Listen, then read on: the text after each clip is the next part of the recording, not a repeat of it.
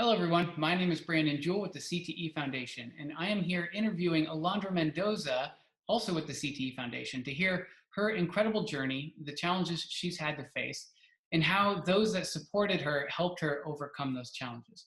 Alondra, welcome, and thank you so much for being here. It's a pleasure to be here.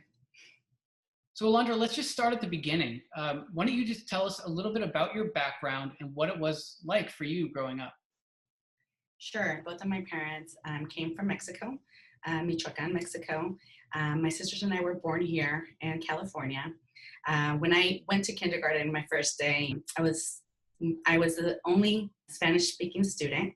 It was very hard for me to communicate even with the teachers. And growing up, getting help with homework was a challenge. I remember many times my mother would try to help, but she didn't have an education, nor my father.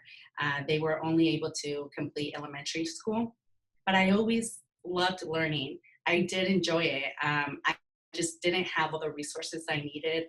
For example, when I had homework and I had to do research, I wasn't able to do that research because well, first of all, it was a family size of 8 living in a 2-bedroom home.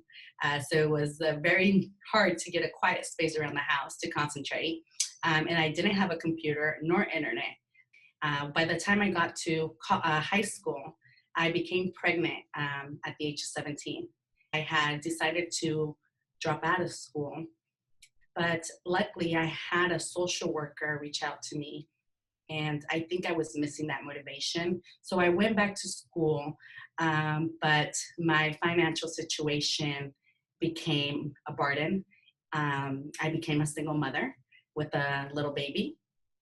And so it was very difficult to get around that. I ended up not going to school for about a week. And next thing I know, my social worker is knocking at the door of my house.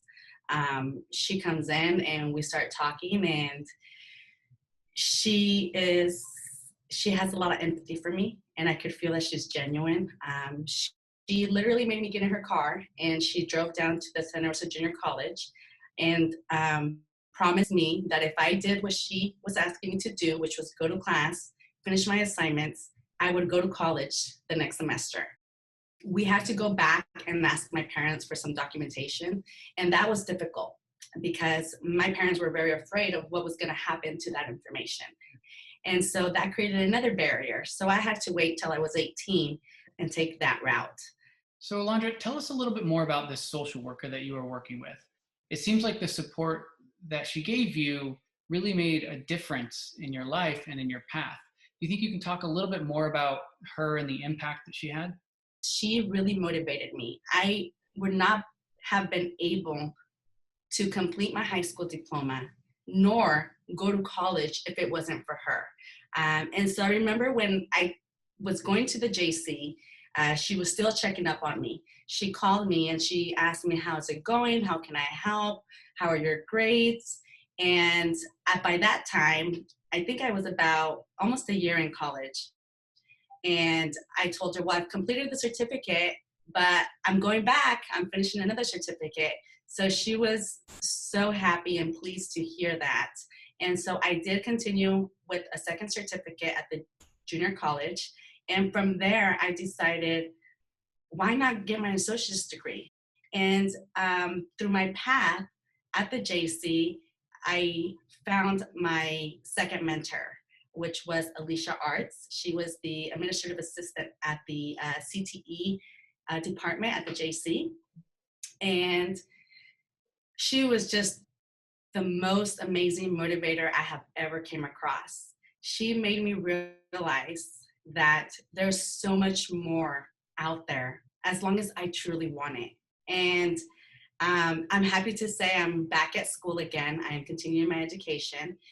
And so it has been extremely important to have had these individuals in my life.